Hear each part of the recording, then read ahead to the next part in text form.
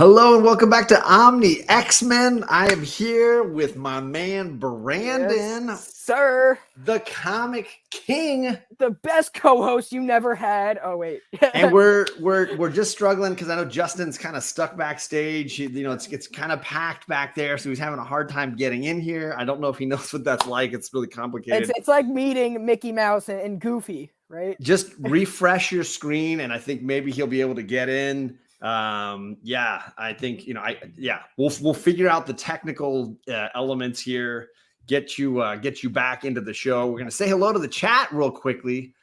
We got Ruben Guzman, White Tiger, good to see you. Hey, if you don't know Brandon from Comics Kings, I put his links down below. You should be checking him out. This guy interviews more comic creators than anybody I know in the community right now. He is absolutely slaying it, and he's got some big names I can't spoil, but they're big names coming up, so be ready. I can talk about them. We'll give you a little platform at the end. I know there's a few that you can't spoil, but there's some I can talk about 3, 4. Okay, well, there you go. We got JP. He says, how long does John make Justin sit backstage? I'm just saying. What's the over under here? Set the timer now. It's a good Vegas game. Starts now.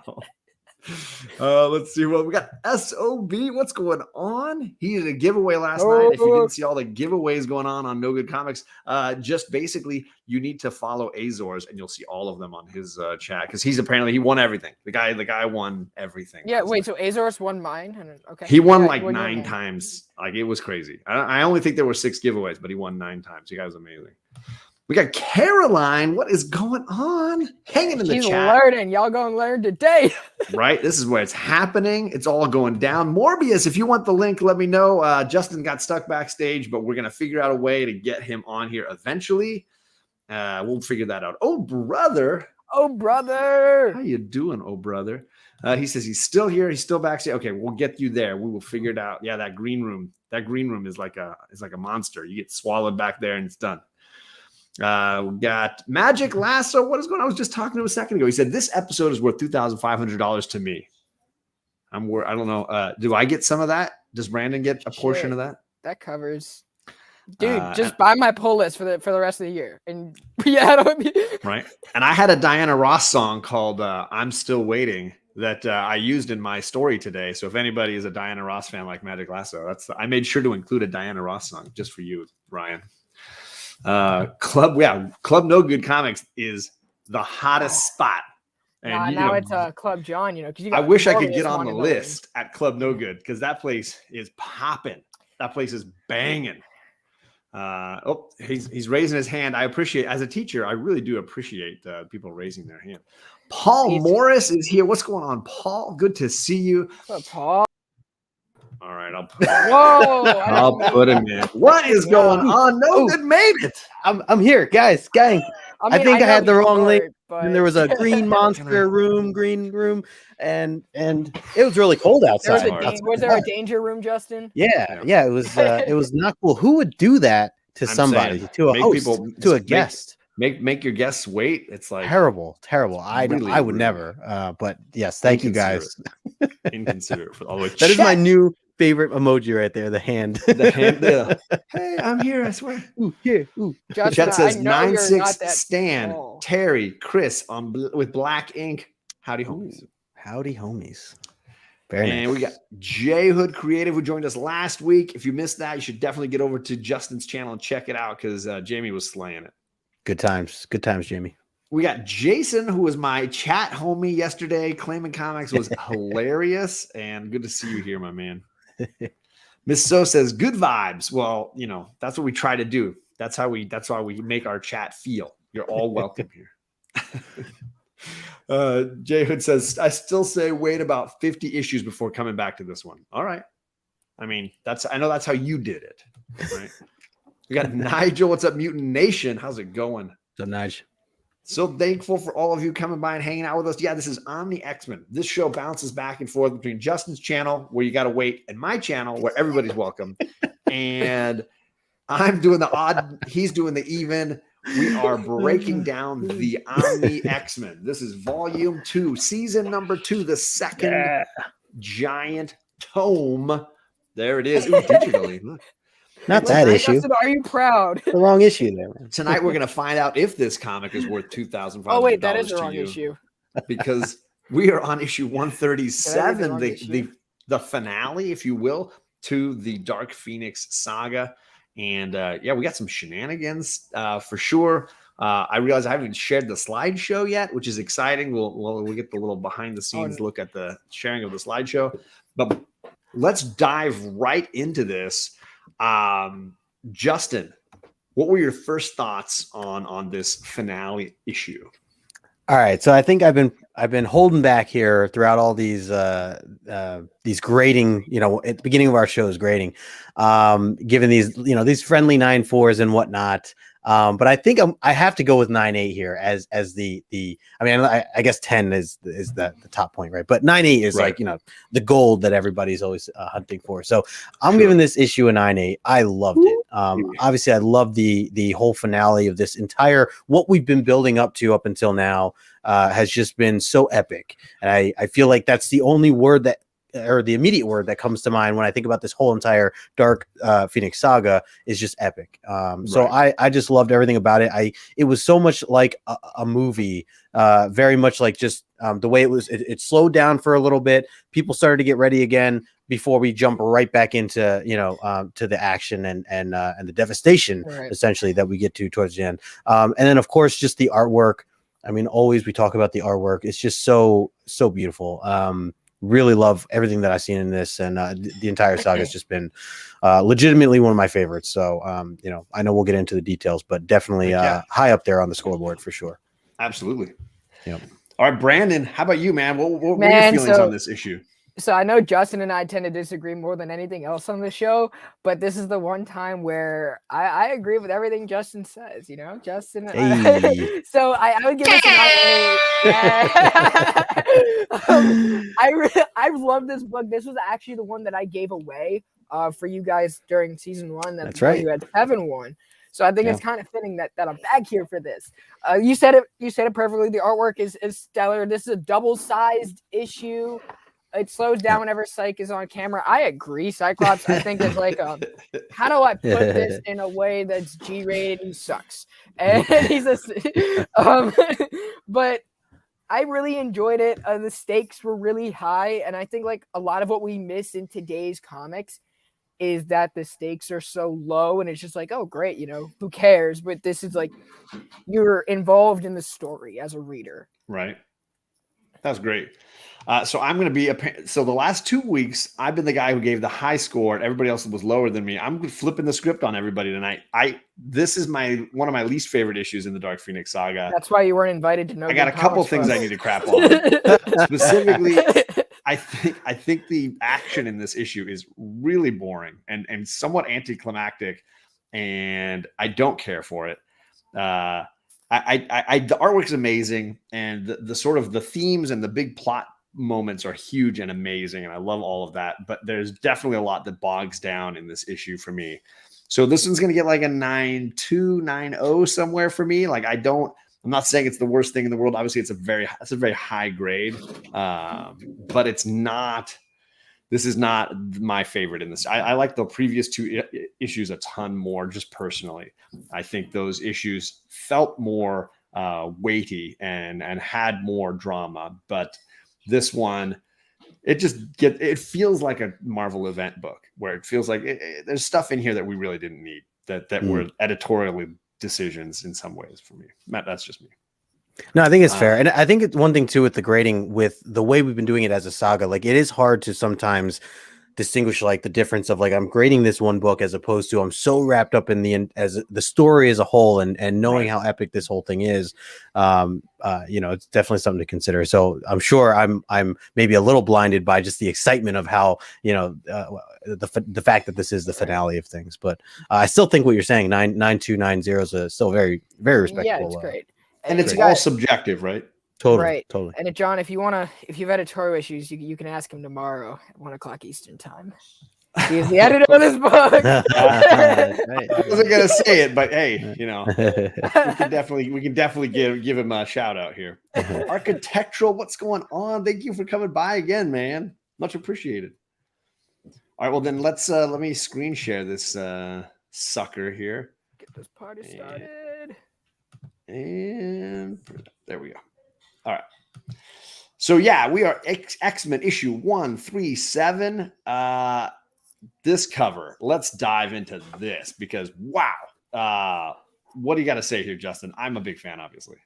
So I actually think it is a top 3 of my favorite covers of all time. It might be my number 1. It really might be. This is one that's always stood out to me even before I knew the X-Men, like even before I really got into like exploring the different issues and what significance there was within each issue. This one to me has always stood out. And I feel like, I mean, one thing for sure, we always talk about, is this something that I could recognize from across the room? Absolutely. Is this something that if I was walking by and didn't know what it was at first, would I be intrigued? 100%. And then the other thing too that this covers is there are very much moments of this essentially where they are teaming up and taking on whoever it is that they have to take on towards in the issue, where I know we've had some issues where these scenes like don't exist in the book at all. So that's also a really big plus. And then one thing to add to this is I personally, and I know not everybody agrees with this, but I love having the band. Like I feel like the banner has to be there for it to be part of the cover. I know it's an ad. I know it's not art or whatever, however you describe it, but it is just so iconic as it is. And I just feel like the yellow belongs there. Like I guess I'm just used to it, I guess is how I can put it, but it also matches their boots and their gloves. So, I throw that in there too, but overall, I love this. The trade dress. I love this. Yeah, I am big time. What about you, Brandon? What are your thoughts? I like the purple in the background. I think it does well, kind of elevating the Ravens. logo. Yep. Mm-hmm. Oh, Jack, get them.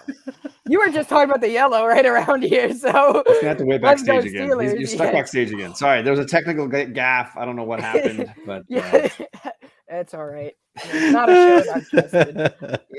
Wasn't you just talking about the Steelers? The yellow, the black and the yellow right there. Come on now. But I like the purple. This is a prettier purple than the Dirty Birds of Baltimore. Let's just say that right now. I love the detail on their outfits right now, and how like everything's kind of torn to shreds. You get to know the stakes. Yep. My really only pet peeve is how are they able to breathe like that in space? That's really it. But they totally explain it rationally in the comic. No, they do. But I loved this cover, and it's like Justin said. If I walked into a comic book store and I saw this on a shelf with a bunch of other key issues, I would ask for the guy to pull it down, or I would say, "Hey, can I see this cover?" If it's visually very attractive. So everything you guys are saying is spot on, and this is definitely one of my favorite Uncanny covers. I love the costumes being torn. I love that we've got Jean in her old costume, and like as a fan, I would have been like, "What's going on? She's been Phoenix for so many issues now. Why is she wearing old costume?" Like all of that just instantly would draw me in. Love the outer space of it all in the background, and my favorite thing about this is the low angle perspective, right? It's like we're down on the ground looking up. Like, I love the low angle of this. It just feels like a classic 70s sci-fi novel cover or movie poster. This is fire. Lasso saying this was a childhood collector grail cover, intrigued him. Jean in the old school costume. There it is. Let's see. SOV could be a movie poster. Agreed. Heck yeah. He spent his money on Hot Wheels. I mean, that's a way to go. JP, not a fan of the banner. For me, there's a nostalgia element, like Justin said, like the ones that are like, you could win a 10-speed bicycle. Like, I loved those. Those were hilarious. Yeah. Lasso says Morbius says magical book. It definitely ropes you in, says Paul. Let's see. Amazing cover, says Jason. So there we go. Yep. So let's dive in. As Chett is saying, first page of Justin is great. Let's see what we got here. The first page of Justin is great. So there we go. We have to start with the big bald Roman guy with the toga and the gloves and the socks. I will say I'm not a huge Watcher fan. I think he's an interesting character. I think he's very silly. I loved What If, but I always liked when we got away from Uatu and got into the other stuff. Personally, I like What If as a series of books, but Uatu always makes me think of a big baby. The Watcher says station, by the way. Yeah, he is. He's clearly saying station. Look at him. Yeah, that is exactly. Look at that. That is How did I TM not Nerdy's include panel that? right there. Where's Herm? There's Raging Cajun Did for you. someone say go Rage. Dolphins with a Tua Tortellini? So, what do you think about this concept of starting and ending the book with the Watcher? What are your feelings on that one, Brandon? The Watcher only really shows up in the Marvel Universe when some bombastic thing is about to happen. So I think that it definitely elevates the stakes for, I would say, not really like more experienced readers. I would say kind of understand what the Watcher stands for, especially if you read like any Fantastic Four book, which he originated in.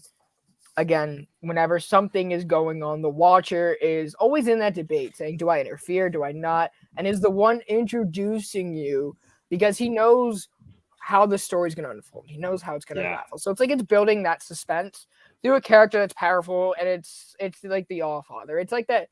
It's like that one teacher. I know, John, you're a teacher. I hope you're not like this teacher. The one teacher that knows everything that their students are doing, even in like other classrooms. And it's just, you got It's like a spidey sense for John. He just knows.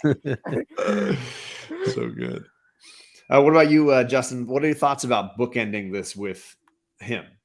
Yeah. So, I mean, before reading this, I was not very familiar with the Watcher. I understood that he existed as a character, but I haven't had the chance to really go back and read a lot of the earlier stuff that he existed in, and even the stuff he's in later. I just haven't come across any major storylines that he's existed in. So the significance of him hasn't quite hit me in the same way, at least not up until recently. Like, watching like the What If stuff and things like that.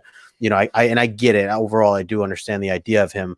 I do like the I guess the writing style to emphasize just how big of a deal this is. You mean like the way he speaks, his voice? Just pointing out like purpose. Right. Just like the way to kind of especially to catch up the reader on hinting to certain things that are going on that it would be harder to explain otherwise. Maybe, I don't know. My girls are slamming every door in the house as they run through. That's all right. No, you're good. It's like hurricanes coming through. I think ultimately this was a fine way to go about it. I didn't love it. I didn't hate it either. In terms of it being bookended like this, I do really like how this book ends. I do like what he says at the end. Thoughts, so in that sense, it certainly is important. You know. Okay. All right. Well, let's see what he's telling us all about. We got this amazing splash or spread page. I guess this goes across 2 pages. Of course, I had to throw the Lost in there. All of a sudden at the end of last issue they sort of teleported away, and now here they all are, hashtag except for Iceman, the original X-Men, who is the only original X-Men who's missing from this issue. I mean, I don't know why they left out poor Iceman, but everybody else made it. No one really cared for Bobby in the Bronze Age. Ouch. That sounds like a hashtag. Nobody cares for Bobby in the Bronze Age. Nobody cared for Warren Worthington either. Somehow he got the. No one cared for Banshee. No one cared. Banshee's not here, right? Yeah. I love, but no, Banshee's chilling, isn't he? Is he not? What's up, Timo? Bronze Page, what's up? Oh no, Banshee's not here. Damn. No, Banshee's not here, and Bobby's not here. Yeah. They're probably all backstage. And they're waiting to get in. We'll rotate some people. Justin, they're still waiting for your 2K giveaway. They're still backstage in Justin's show. I was gonna say that the faces that they're making and being here kind of reminds me of when I first brought on the panels from last night, and everybody was just like, "Whoa, we're live after 20 minutes of talking." This is great, though. Obviously, just like a great, team picture of everybody baffled with where they are right now. I mean, the way we ended last issue was very. It certainly left us hanging. Like, where did everybody go? I remember the gifts were great and everything. Like, that definitely had us hooked to figure this out. So it was cool to kind of jump right back into it now. Like, poof! Now it's like they all bamfed here. And now we're carrying it on. So I love the whole team line. Well, and Cyclops is carrying somebody, and Colossus is carrying somebody. They both have they're both cradling somebody. Very true. Johnny, you sure they didn't slang over here? I'm saying. There it is, Lasso. I had to click on that one. So then we get into apparently like this big drama where the Shi'ar galaxy or whatever Shi'ar Empire is demanding that the X-Men turn Jean Grey over to them. and that she be executed for the slaughter of this entire planet that she destroyed. And the team is coming to the grips with the reality that like she's been doing things beyond what they thought possible for her. Then quickly Xavier demands trial by combat and speaks in Shi'ar language all of a sudden, and they call it a duel of honor. So what are your thoughts here on this, Justin? So I love this plot. Like I really like the situation that they're in, and I feel like as a reader, I like to try to put myself in the shoes of many different characters here. If you're on the Shi'ar Empire side of things, like I get it. Like you literally just killed thousands and thousands of people with this reckless, thing that you have going on, and it has to be stopped. Whereas and then if you flip sides, if you're Cyclops, which is awful, I'm sorry for you, but if you're like someone like Cyclops, you're torn because this is your love and your friend and someone that you personally know, and you know that this is not them, and so how do you defend that and stand up for that, even though you also understand how dangerous they are? I think it's a really cool concept to kind of, again, just as from a reader standpoint, putting yourself in the different positions of each of these characters. So, I like how it was done. And Brandon, what were your feelings? This really highlights the difference between how leadership can be portrayed onto a team. Wolverine and Cyclops are obviously two of the more profound leaders across the Marvel universe, right? Wolverine, whether you like him or not, he is an experienced leader, experienced in combat, and very experienced in making tough decisions. This issue really showed his maturity versus Cyclops and the thoughtfulness put behind both of their respected characters and how to set them apart. Right. That being said, I vote for Wolverine. I like him much better, which y'all already knew, but I enjoy the dynamic of their relationship as much as I throw shade at Cyclops. Their relationship makes these books the way they are, the way Claremont has weaved them together. So, and as we're going to get in, Wolverine makes a decision that was more logical. Cyclops had to make a decision that was more emotional, which is why one character is much better.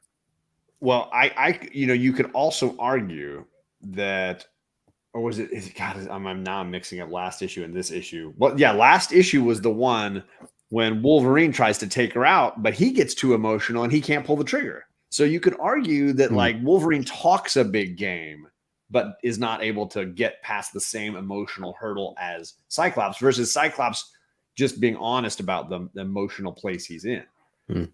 Wolverine talks a big game, but tends to just fall into the exact same trap. But 9 times out of 10, he will actually do those harder decisions. And even in his own series with Marquio and the Silver Samurai, if you read his solo series, it makes I'm trying to put a muzzle on him. He's not a leader at this point. That is a fact. Yeah. No. I would say I feel like he becomes more of a leader. Becomes for sure, and for the love triangle's sake, they do a great job of making them polar in their respective responses to this. But what I like more about it, instead of just making them yin yang, both guys can't pull the trigger on killing her, and I think that I found far more moving for both of them. Okay, so let's continue on into this trial by combat. It sounds like everybody's down for this. Even the team that the Shi'ar sort of put together from across the galaxy. They've got Skrulls, they've got Kree, they've got a whole like squad of species that they're gonna throw at the X-Men in like a team battle royale thing. Yeah. What'd you think about this? Because I definitely have mixed feelings on this one. Yeah, I mean, a little lost in terms of like, I don't know much about the stories of these other beings that are portrayed on here. And I actually was wondering, do they ever elaborate more on this council in comics later down the road? Is this like a thing, or was this just like in this one issue? That's a great question, but I don't know the answer to it. Maybe Brandon does. Yeah. As much as I would love to know the answer, not in my experience. Because I don't remember I've ever read reading about it in X-Men. I Like, it's think not like the that- Shi'ar trial by combat thing comes up again that I recall. What was really good is the Shi'ar Empire is relatively an X-Men thing. You don't Yeah. really see them across Fantastic Four, which No. did even more cosmic adventures. So to see like They just don't go to that section. but also seeing the Korean and the Skrull here Yep. was very weird for me, especially because we are what years were Kree Skrull Wars, like 72, 73? Yes, it was Something earlier like than that. this, right? It was early in the 70s. Hmm. No, it was more 73, I think. But if someone wants to fact check that, go for it. But it was weird seeing them just coming out of that in this. I think that Claremont used all these cosmic beings to say, hey, this is the stakes we're dealing with on a cosmic level. All Right. these guys coming together for Jean Grey. Hmm.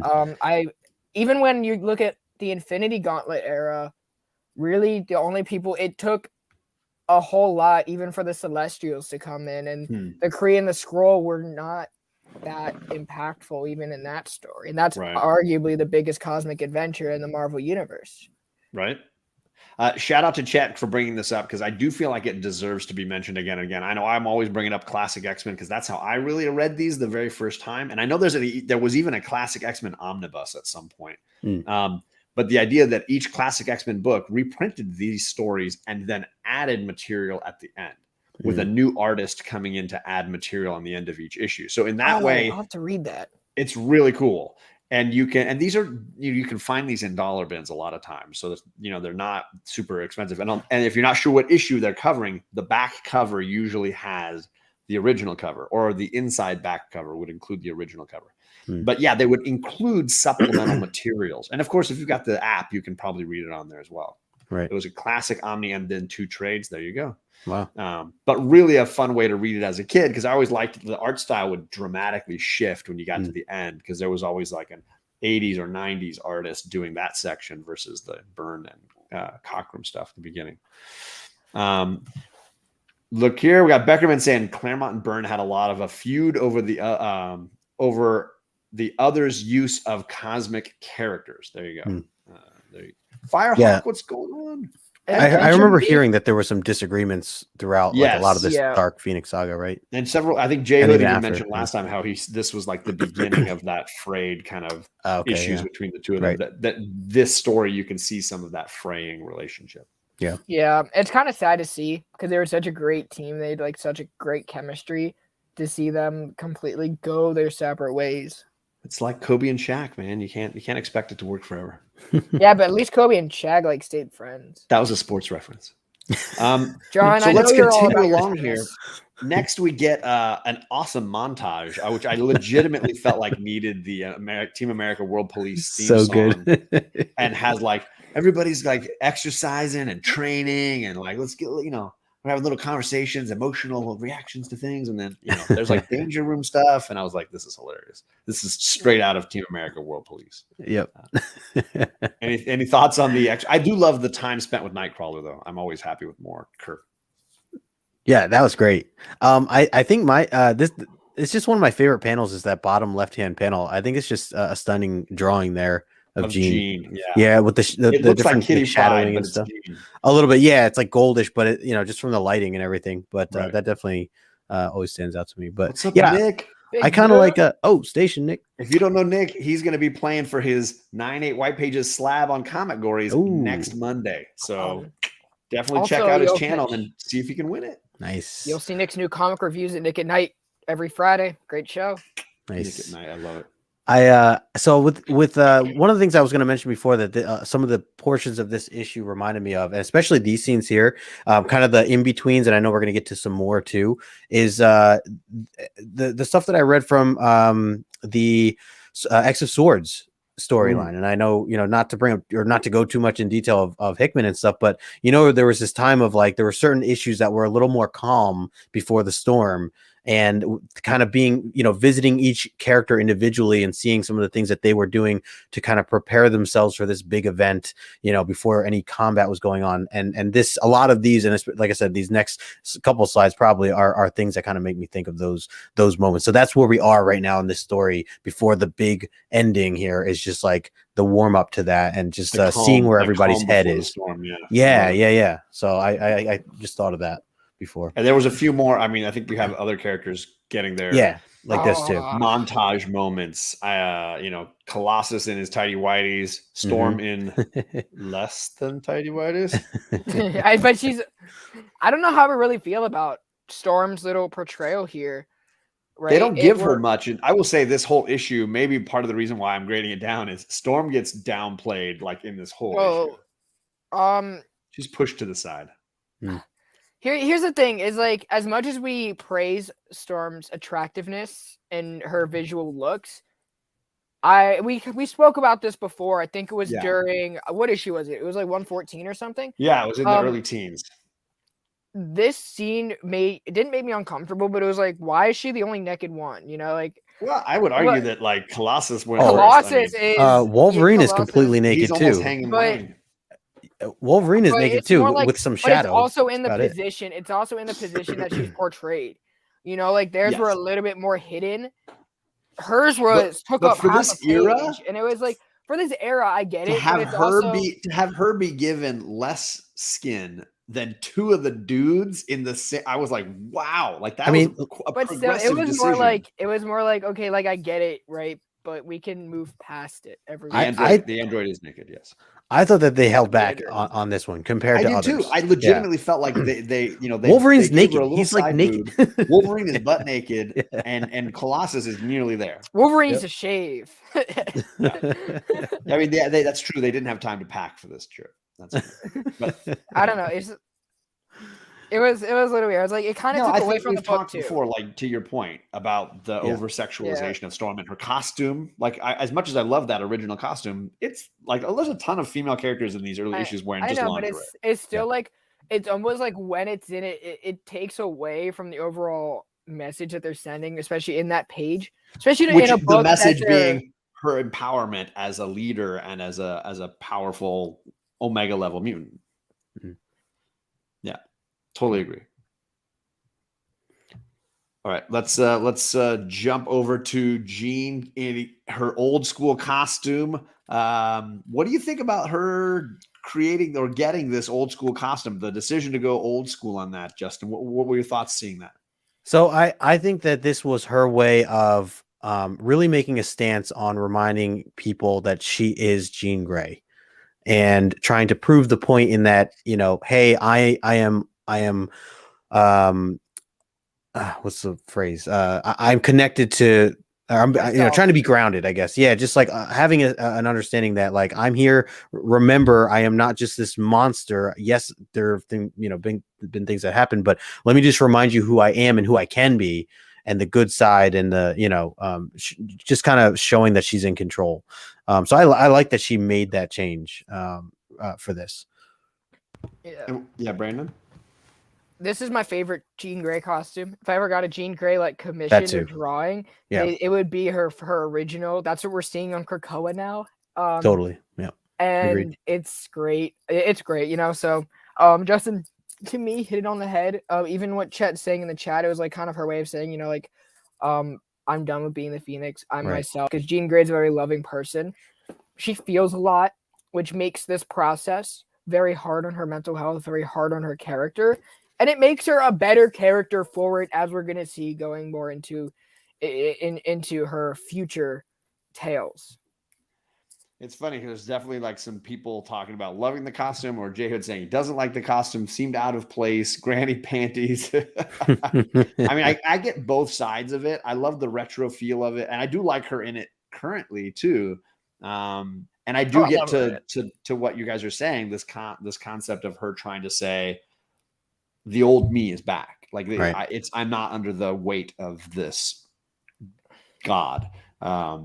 Yep. But it is kind of odd. It is kind of unusual that it's like, now I've got my old costume. I packed it. It's fine. We're all good. So let's continue along here to the 76th annual Hunger Games. Let them begin. So I legitimately think this is a dumb idea. Like I don't mind trial by combat, but as someone said earlier, why isn't it 1 versus 1? I know they want to include the whole team, so it makes more sense to have like, let's come up with an international team to fight our X-Men, and it's like, it's just stupid. Like, so it feels a little cheesy, and of course, then it's like, we're gonna do it on the moon.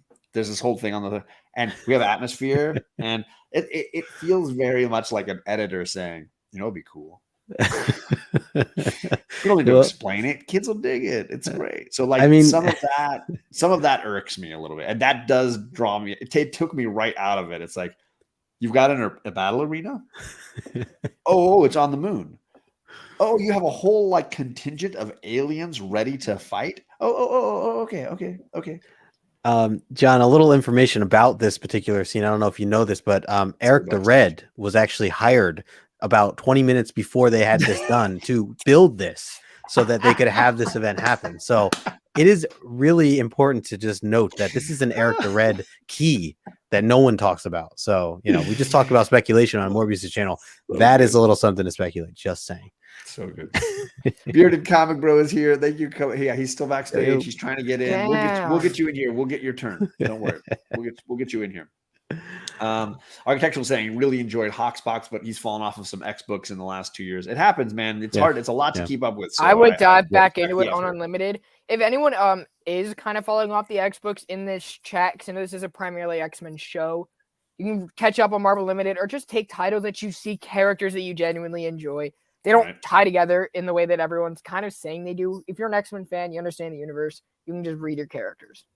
Chet saying he loves this concept. He's down for all of it. And obviously I can enjoy the kitsch of it, the silliness of it, and the action of it as well. Art Chemist, what's going on? Thanks for coming. What's up, Chemist? Comic Stash 416. Thank you for hanging out. Damn, this shot's JP says it's lame. It should have been Cyclops fighting for her. Then you would lose and die. And yeah, see, look at you. Yeah, thank you, JP. I love you. Talk about home field advantage. You guys are hilarious. It's Imperial Guard versus X-Men. I'm well aware. Stash saying he loves this cover. It's one of his favorite. Fate of nice. No one's talking about Eric the Red here, John. Why is there no Eric the Red comments? I don't know why. I don't know why people don't really care. Station is a greeting from Robbie, Pop Culture Philosophers. It's a quote from a Bill and Ted movie, but it's just really just a way to say hello. Station means to be excellent to each other. So when we're saying station, we're saying hello, be excellent to each other, kind of like spreading positive vibes to everybody. Yeah, just keep clicking the link. And if you're stuck backstage, just you just keep dropping that hashtag. It happens to the best of us. I just refreshed. That's how it got me back in. Oh, yeah, okay. That's what I was like pressing the refresh button to get in because I'm like, I don't have time. I got to be in and out, so I was like. Yes, oh, brother. It's really just two people, but they're so loud. So Brandon, what are your thoughts of this battle royale concept? So I understand why the Imperial Guard is doing what they're doing. I don't agree with it because I don't really think it's their place to be like, I feel like what made House of M so powerful was it was more in-house. It was kept in-house as much as it could be. Right. This was more like you're escalating it by trying to take her away from the people that care for her and people that could potentially contain. Right. So I don't like, and I was actually speaking to Chett about this earlier today. I don't like Gladiator. I'm not the biggest Gladiator. The character, not the character. Movie. The character, like the blue guy. Like, are you not entertained? I have not seen that movie. What? There are a lot of movies. It's a good movie. It's a good movie. It's worth the time. There are a lot of movies I have not seen. So I get the hate for that character Gladiator because he is definitely like OP in my opinion. I do love the look though with the mohawk. I'm down for the look. The look is cool.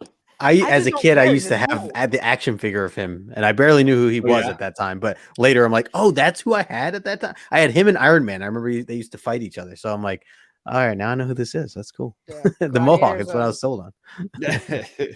Gladiator's the pushover of the cosmic universe. I mean, he's supposed to be all tough, but he tends to get his ass whooped pretty much every time. Well, no, he does the ass kicking in this one. I thought this was Fire Lord. I thought Fire Lord was that guy. Oh, we'll see if Eric the Red's in the next slide. Nope. It's Angel not knowing how to fly out of space and basically needing everybody to rescue him. Let me try, guys. Hold on. Yeah. I really feel like this was a waste of a page and a half. Couldn't they just like explain the gravity thing when they're talking about the oxygen thing? This was annoying and it made Angel seem like an idiot. Okay, that's fair. I mean, I think it could have been done in 2 panels. And a half of Angel like, oh wait, if I jump on the moon, I go flying into this outer space and I get out of the weird faux atmosphere they gave me, and I'm gonna die, and then someone needs to rescue me. And whew, thank you, team. Yeah, we almost lost we almost lost a player to idiocy. I feel like this epic team showdown. These gifts are great, by the way. I just watched The Office, the episode of that particular "I suck" moment. So good. It's at the poker scene. Tommy Boy. So good. Tommy Boy. Oh yeah, Eric. Totally. Thank you for coming, Eric. I appreciate it, brother. Station, What's bro. the backlog, bro? What's going on? Angel is an idiot, but then I'm not going to read the rest of that. Smarter than Cyclops. Yo, JP, my man. See, JP and I gotta. It's all right. JP. Should I keep going? Do we need? I know we're running low on time. No, we're good. Go ahead. Okay. So then we get into the real fight, which is nothing happens in these fights. I'm just gonna say these are really anticlimactic, annoying fights, in my opinion, that go nowhere, accomplish nothing, and have no stakes, and that pisses me off. I don't like these fights. It's annoying. So I'm sorry. That really, I mean, the artwork looks cool, the costumes look cool, and the backgrounds look cool, and nothing happens. Yeah, it is literally this gif of Seinfeld and George. If we skip through like some of these battle scenes, I probably would have been fine with it too. I mean, I can keep going. Look, there's another one. I just slap him and run away. He punches that guy in the junk, and then another guy jumps out, and now there's 2 robots to fight. And then Wolverine's going to join in, and then Gladiator rips up the floor. And now, see, nobody's actually getting injured, and nobody's accomplishing anything. Right. And I don't understand why some people are up on top, running around Jean and Cyclops. Other people are running like down in the sewers. The logistics of this are just absurd and useless. So that really bugs me. I don't know. Foom. We did get a Foom. We did get a Foom. Yep. I love what we're gonna get with an action sequence. So should I just keep going? Is that what Brandon's saying? Yeah. Yeah. Right. I know we're pressed on time, and this isn't like something that's like, oh my gosh, we got to sit and talk about one hit wonder and go to the next. And there's Paul Rudd versus Hank Azaria, finger battling. Because yet again, here's what the next sequence is. For some reason, they're falling, and then Wolverine gets launched out of the dome, and Storm has to fight with bricks or something. I mean. And then they take my girl out like with no circumstance, like nothing, like some awful lady with a whip takes out Storm. Yeah, we didn't really. Yeah, not getting some of the. BS. I'm just going to call BS on this. Yeah, some of the characters that they had brought in as the enemies were certainly a little bit more on the lame side for sure. I do like that bottom left-hand panel though of Storm. Like it look, it almost looks like Magneto in a sense of like how he lifts, different things around him too. Like it definitely. I disagree with injured. Nobody has a serious injury in any way in this fight. They all lose, and they're all good. Like their costumes are pretty much fine. Everybody's good. Like they just they lost. It's like in the movies when you hit that guy over the head and he's knocked out, and like nothing happens to the guy, but he's knocked out. I don't know. It drives me crazy. You need Leland's pants. I can take care of that for you. Oh God, here we go. Hey yo, this is for you, Chett. Enjoy.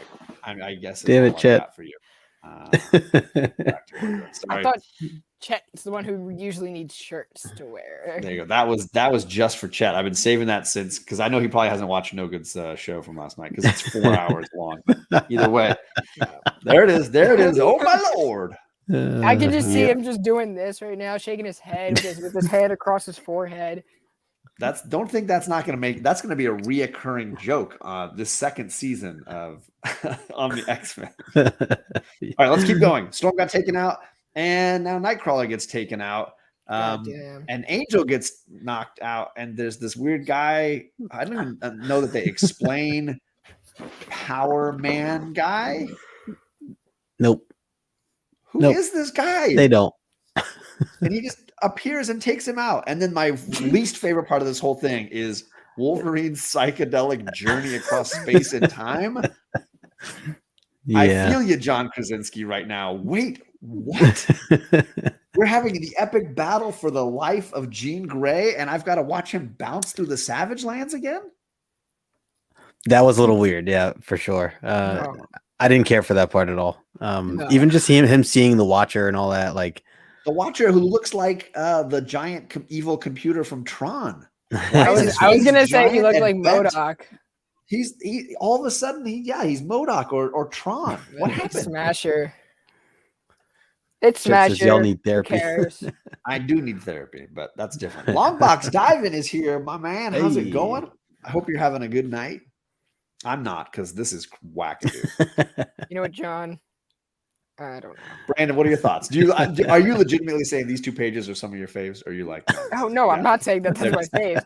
You know what? End of line. That'll be my favorite when I finally decide, you know what, it's time to root for Lamar Jackson and the Ravens. There you go. There you go.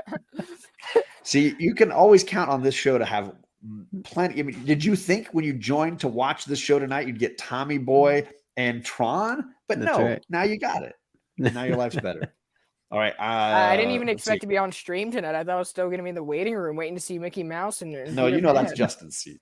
You thought you were on stream last week. So this is Universal. Yeah, I could have sworn. I was like, yeah. So where's the link, bro? And he's like, you're not on. And I was like, I was really looking forward to that too. I was like, I made a notion. I was like, hyping myself up over the weekend. And I was like, oh shit. Morbius is hilarious. I'll get to you in a second. Honest question. Do you think they were really trying to save Jean? Because they're fighting really poorly to save Jean. It's a great arc, but this is, the action in this issue was definitely the weakest part for me. Tronny boy. Now we're talking. Morbius says he's here for the chewing gum and to read X-Men comics, but he's all out of chewing gum. So there you go. Morbius down bad. Do we want to talk about this, or should we just act like it's not? Let's keep it going. Let's keep it going. That's not part of the issue. So then Wolverine comes out of all of this and is comforted by Storm, only to be like, "That's no woman. That's a man, man." So good. Such a good scene. Oh god, yeah, that is so accurate and perfect for these panels. It really is. That's a man. Just give Wolverine that accent, you know. It's just spot on. That's a bub. Hello to you, Rod. Just what up, Rod? Good to see you, my brother. Bobby says they're outnumbered and overmatched. I disagree. I just think it was made to look that way. Wolverine did not snuff out. I think they are a little overmatched because, like, they're aliens, you know. So this is something they never really had to experience and really had to have prep time for. Right. I mean, yeah, they've had run-ins with the Brood. Oh, I forgot, Rod. I'm representing some swag here, my man. Just the freaking. Hot Rod. Love Rod. All right, so thoughts on Wolverine versus the Skrull? I liked it, but I like this scene much better than I like Johnny marrying a Skrull in Fantastic Four. That makes way more sense, for sure. I'll put that into perspective. He did sniff out Mystique, but we all want to. John. Justin, any thoughts on Wolverine versus the Skrull? I figured that this was going to be a thing at some point, using this like tactic as one of the villains or whatever. So just was kind of waiting for when that was happening. But of course, I mean, it's good that they use it with Wolverine. He should be able to pick this kind of stuff out. So makes sense. Now, here's what irked me even more. On the next page, the Kree guy defeats Wolverine and says, "Be thankful I did not leave you to your fate, Skrull. We're meant to be observers, not combatants." The both of you blew this. You had one job. You had one job. Both of you attacked Wolverine. You had one job. You're not being observers, you literally changed this battle for the life of this. This is not what shenanigans. I call shenanigans on this entire affair. They cheated. They just, that guy just admitted to twice cheating in this competition. If you ain't cheating, you ain't trying, John. Yep. Exactly. Cheaters always win sometimes. Proof that the Shi'ar is the New England Patriots of the galaxy. Hey, yo, look, I made a football joke, and it was accurate. And yeah, I'll go with that. And finally, the end of Nightcrawler is he gets flashed to death. I mean, there's worse ways to go.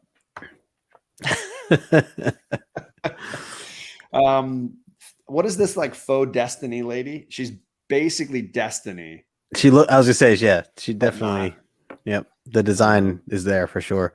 I just really like and appreciate that one panel on the far right there. I just think it's really cool looking. Blasted. Yeah, just the lighting and everything and the way it's drawn. I think it looks really awesome. But yeah, otherwise it's. Did Fable jump in the chat? There he is. Yeah, there's the fabulous one. Fable, good to see you, my brother. The Blame Fable show returns Sunday at IG Live. I'm so excited. And J Hood says a lot of this Kree scroll stuff is probably just another instance of Byrne and Claremont having their disputes. What are you gonna do? All right, so now they got rid of all the X-Men. It's just down to Gladiator's still here.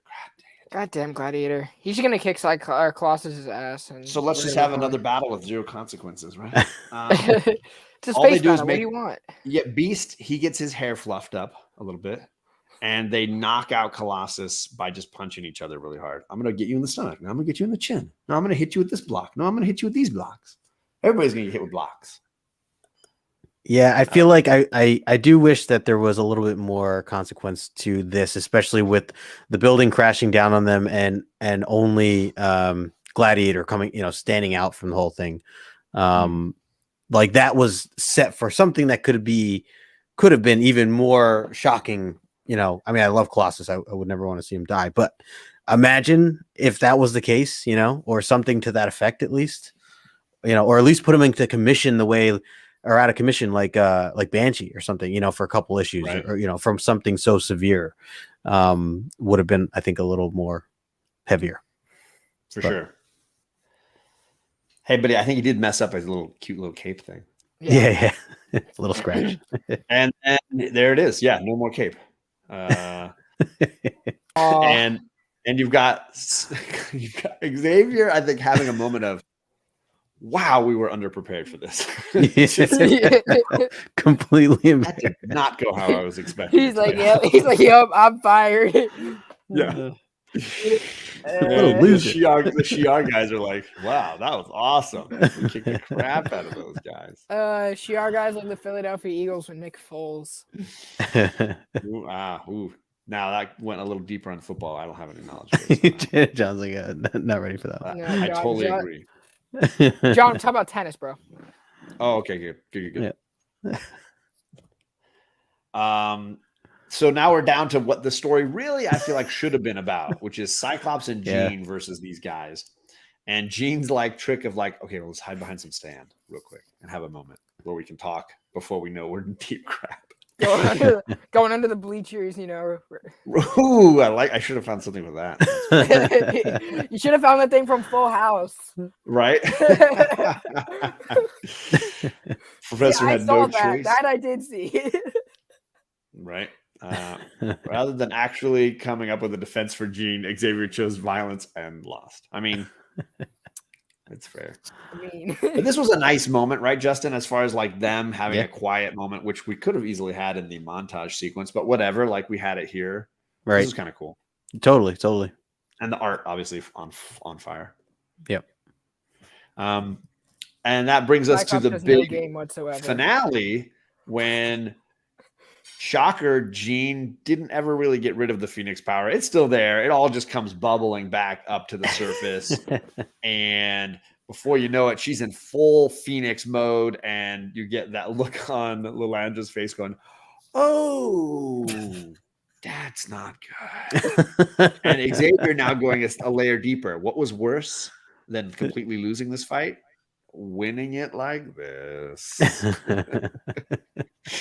Yeah, a lot of big oops moments here, it seems. Yeah, right. But, Man Cave says, not having major consequences in superhero battles is your complaint. 90% of comic battles do not have major consequences. I mean, that's fair. That is No, a totally, fair comment. 100%. Yeah. And right after that, it says hit the like button. So, I mean, yeah. Well, that too. I just feel like in this case, it's almost ridiculous how there's no thing of consequence that happens at all. Like everything just seems like it's almost like when two heroes fight in a Marvel comic and you know nobody's really going to get hurt. You're just like, okay. So I mean, it's comics. They're all going to come back. So it's like I wanted it to have more dynamic, emotional weight and more excitement. And it just felt this felt like a bit of a step down after the previous few issues for me. I feel like consequence is kind of a subjective term, you know. Very true. Also, like Well, the writer, and usually, like especially modern comics today, when they're establishing those fights, it's eventually going to lead to something that eventually has those consequences. So you're going to get that centered all around consequences, right? Because ultimately, the ultimate consequence is yet to. So if I want to drop something, if I want to put emphasis on something, I'm not going to do it in little petty fights. I'm building up to what I really want to show, and that's something that really was never done in comics before, which we'll get to. And I think for me, what I would have preferred is a battle of all of our heroes trying to protect Jean, and one by one seeing them ultimately almost laying down their lives for her in a way where you felt like you could see them making a choice and kind of like being scarred by this, like that they didn't stand a chance. Versus this just felt like a little light romp in some ways. And yeah, the real consequence is about to happen. And that's the consequence we haven't gotten to yet. Cyclops says no game in the coming page. I just want to point that out. Here we go. So we've instantly gone from, hey, beat those Shi'ar people with whatever we can to kill her, Scott, kill her, pop a cap on her. Can't let her live. No, bad call. Abort. This moment with Cyclops and Xavier is like one of those that's just like, guys, come on, make up your mind. Either we kill her and we're on the Shi'ar side of this thing, right? Or we take care of her. We try to win this thing for her, but you can't do both. Yeah. And this is to Brandon's point where Wolverine was clearly right. Hashtag Wolverine was right. Big trust. That's a Ravens reference, Justin. Yes, it is. Not as much anymore, but yeah, last year.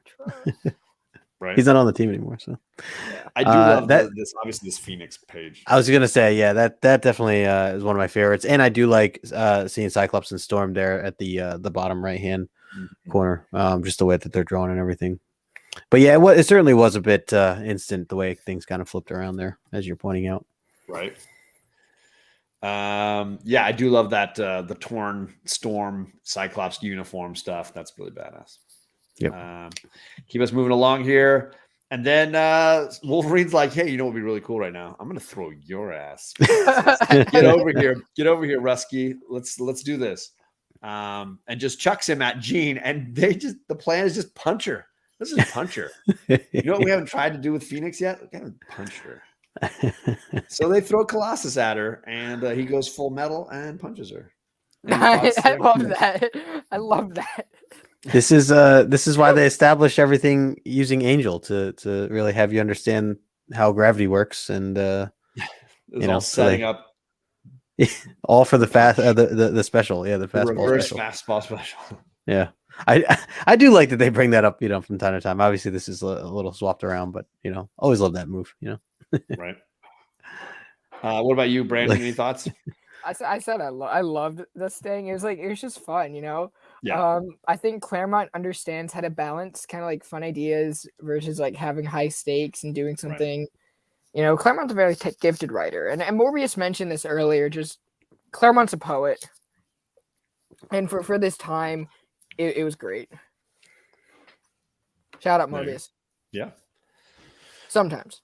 All right, so he punches her, and she gets a little weepy about it. But now we see her phasing slowly into the Dark Phoenix version of herself, losing complete control over everything that's going on. Thoughts here in this evolution? Because this is, for me, where the stakes of the story really start playing out. Yeah, totally. And I really like how it was done with just her dialogue kind of changing the word bubbles even around as she's speaking to kind of represent, that darker side again. Whereas, earlier it was like the normal shaped, Right. bubbles. So, yeah, I like this transition though. Yeah, Yeah. y'all missing on a big key when Colossus when Wolverine finally throws Colossus. You The gonna come reverse. back here, Right. You gonna come back here. And yeah, JP, we will fight to save Jean. Kill her. It's a quick. It really transitions quickly in this episode. And then yeah, some of my favorite art, obviously, this little sequence here where Jean does what nobody else has really been able to do, which is just end this and be done with it. I love the way Cyclops looks in these two pages. I love just Jean's face with all black sort of around her, and then of course the light snuffing her out. Amazing. Totally agreed there. I'm with it. You guys are saying everything that I want to say, so I'm not gonna echo. Yeah, I mean, this was definitely just a heavy moment in general, and seeing that just the smoke there at the end, very heavy.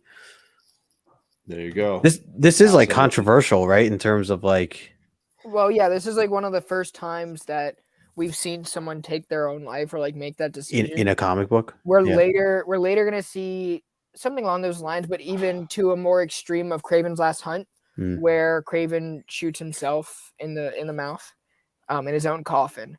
So this was kind of a weirder time. It's a very sensitive thing that Claremont did, in my opinion. But I wouldn't have done it differently if I were him. No, I feel like this is the part of the story that I love the most.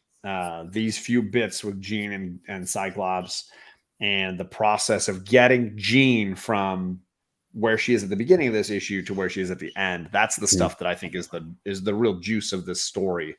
And the other stuff is just a little too playful for me, I guess. Yeah. This is the problem with reading comics as adults. I totally agree. As a kid, you have a very different attitude. He refuses to let go of that memory. So I'm not being a hater, dude. I don't think I'm being a hater. I can definitely laugh at it. He gave it a 9.2, guys. Let's go. Just like I can laugh at them having the Wasp in Secret Wars. Her biggest stress is not having a comb to do her hair.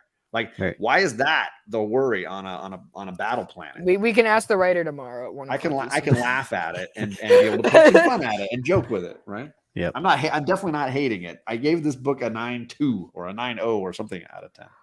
Definitely liking it, but I can laugh at it at the same time. Oh, J Hood, I'm so sorry.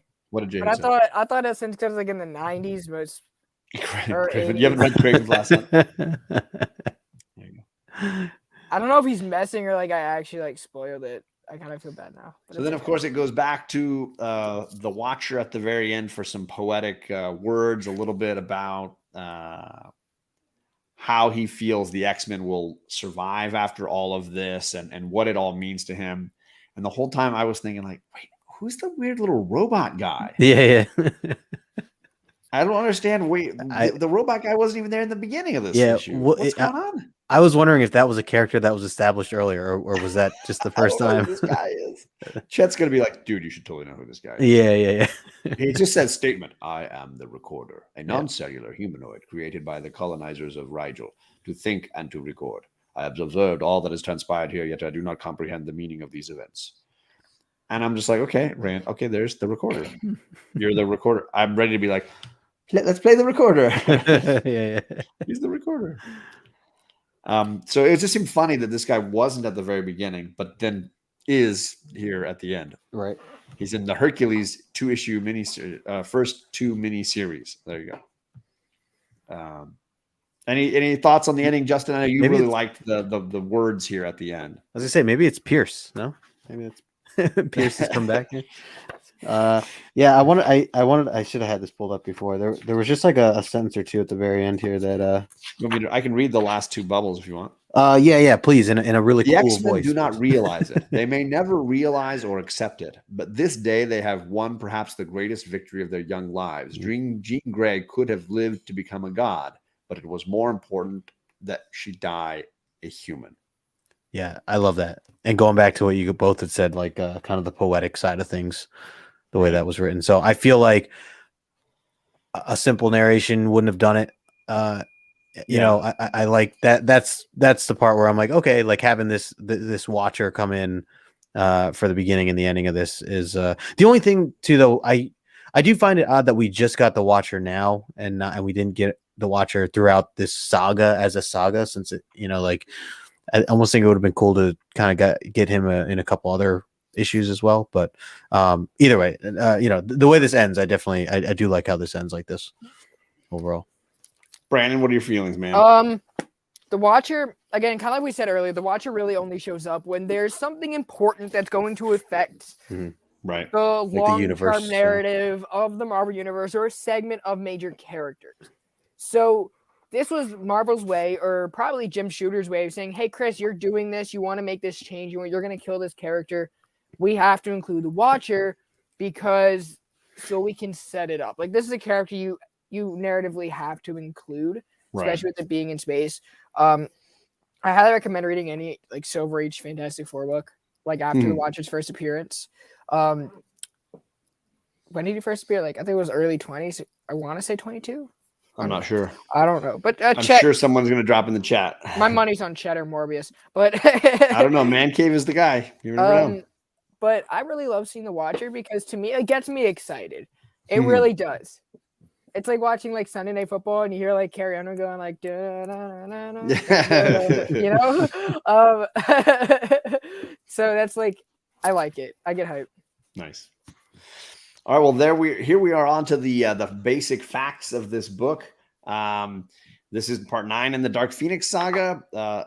Somewhat controversial book because Jean obviously takes her own life. First appearance of Raxor. I don't remember who that is. Which one's one of the guys who got hit? One of the guys that fights our guys, right? I think so. Chet, I'm sorry to say there are the green 6 9/9s on the census.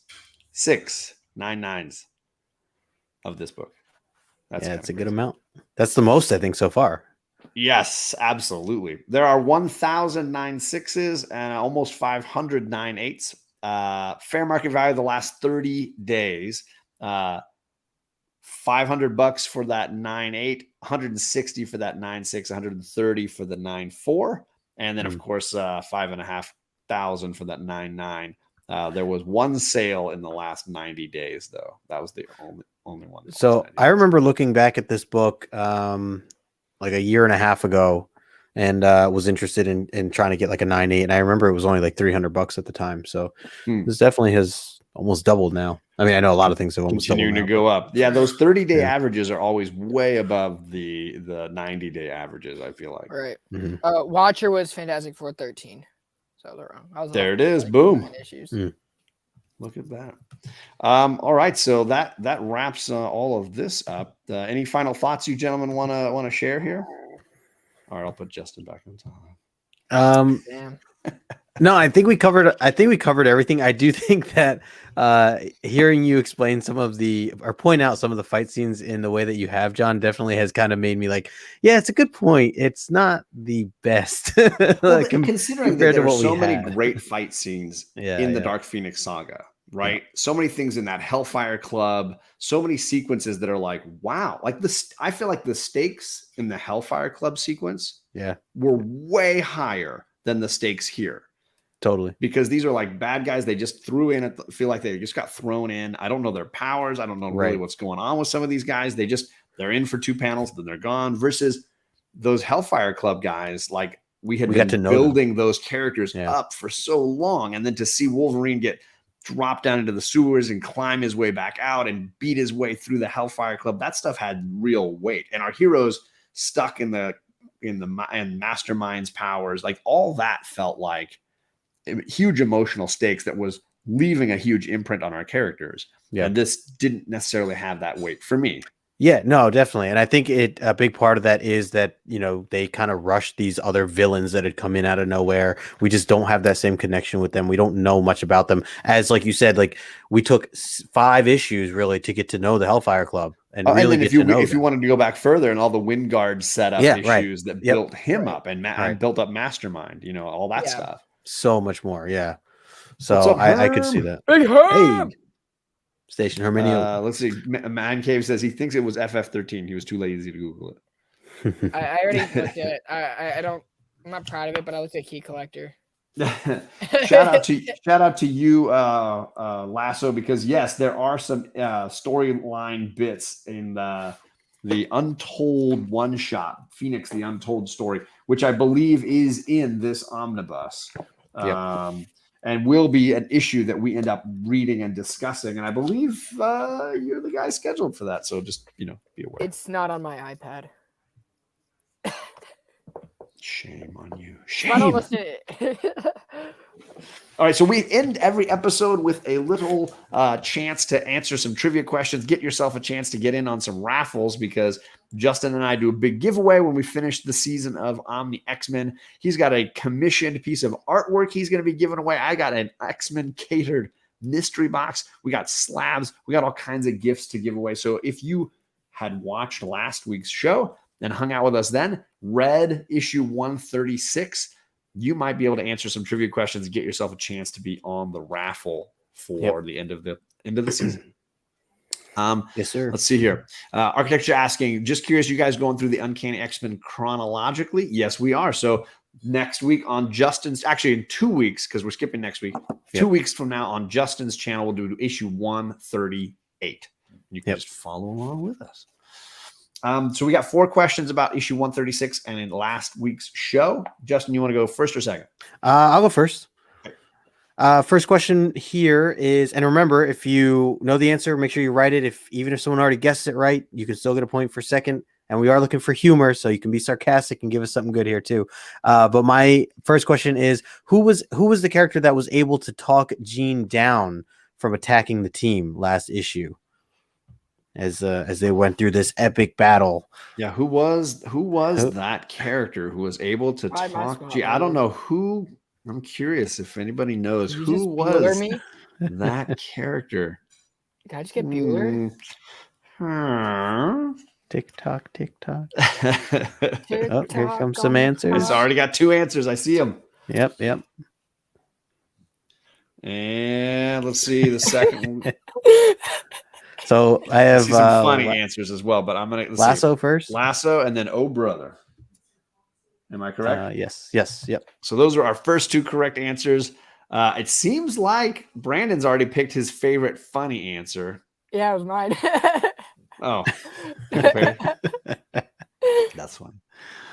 But you're on the panel, so you can't be nominated. I know. I just wanted to throw it in. Ooh, I do see a funny one though. I do like. Adrian. Oh man, I like Tony Robbins. Tony Robbins. That's Adrian, totally something you would do. Adrian jumps in, and I'll give him a comedy point. Nice one, Adrian. Good one. to see you, man. Dr. Phil is very funny. Hilarious. By the way, Perry is very funny. I got to meet Tony Robbins once, and we took a picture together.